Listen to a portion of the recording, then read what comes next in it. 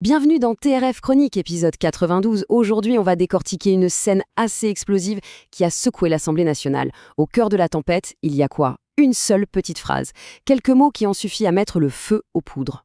Et voilà les mots en question. T'inquiète, on va te régler.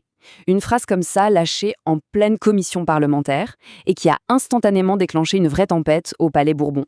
Sur le coup, c'était la confusion la plus totale. Mais que venait-il de se passer exactement? L'impact de ces quelques mots a été, immédiat.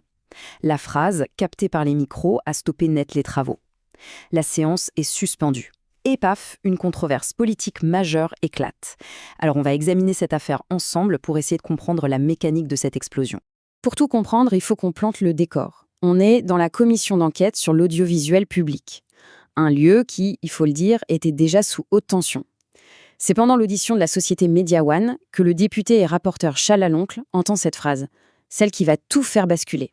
Au centre de cette confrontation, on a donc deux hommes. D'un côté, Charles Laloncle, le rapporteur de la commission, connu pour ses questions plutôt incisives, et de l'autre, Erwan Balanant, député du MoDem. Deux figures clés, deux camps politiques et une étincelle. Et là, la réaction d'Laloncle, elle est immédiate. Et surtout, elle est publique. Il ne laisse absolument rien passer. En interpellant directement Balanant devant tout le monde, il transforme ce qui aurait pu être un aparté un peu ambigu en un véritable affrontement. L'atmosphère, qui était déjà tendue, devient électrique.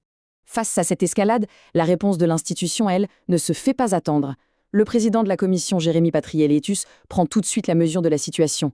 Il suspend la séance, convoque une réunion de bureau et qualifie les propos de « pas tolérables ». Le message est clair. Il faut maintenir un cadre de débat qui soit digne. Mais pour Charles Laloncle, on est bien au-delà du simple dérapage verbal. Il emploie des mots très, très forts. Il parle de comportement de voyou. Le point qui est vraiment crucial ici, c'est qu'il ne présente pas l'incident comme un désaccord politique, non, mais bien comme un acte d'intimidation pur et simple. Et l'affaire ne s'arrête pas là, loin de là. Sur les réseaux sociaux, Charles Laloncle va plus loin. Il parle de pression répétée, il suggère qu'il y a une sorte de schéma d'intimidation qui viserait à le faire taire, il met la pression sur la présidence de l'Assemblée, il exige des sanctions exemplaires et il agite même la menace d'une plainte en justice. L'enjeu, d'un coup, devient beaucoup plus grand. Ok, passons maintenant à l'autre côté de l'histoire. Parce que forcément, Erwan Balanant a une version bien différente des faits. Et cette version, elle repose sur un élément clé que personne, jusque-là, n'avait vraiment vu. Et voici sa défense. Balanant affirme que ces paroles, ce n'était pas une menace gratuite, mais une réplique, une réponse verbale à un geste qu'il qualifie lui-même d'obscène et d'irrespectueux de la part de Charles Laloncle. Et là, tout change. L'agresseur présumé se présente en fait comme celui qui a réagi à une provocation. Et c'est précisément là que l'affaire devient insoluble. Ce fameux geste, il n'apparaît sur aucune vidéo. Le président de la commission lui-même déclare ne pas l'avoir vu. On se retrouve donc dans une situation de parole contre parole. Une affirmation face à une autre, sans la moindre preuve matérielle pour pouvoir trancher. Donc si on résume, on a deux versions totalement irréconciliables. D'un côté, celle d'Laloncle, une menace claire, un comportement de voyou qui mérite des sanctions. Et de l'autre, celle de Balanant, une simple réplique à un geste déplacé, des mots qui ne concernaient que le fond des débats.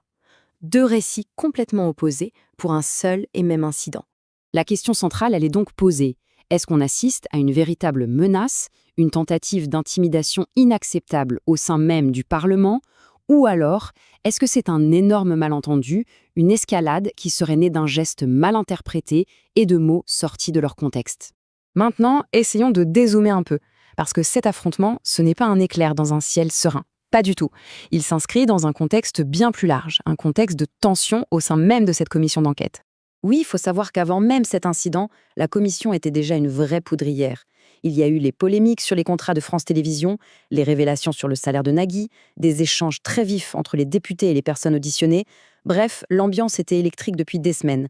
Cet affrontement, ce n'est peut-être finalement que la goutte d'eau qui a fait déborder le vase.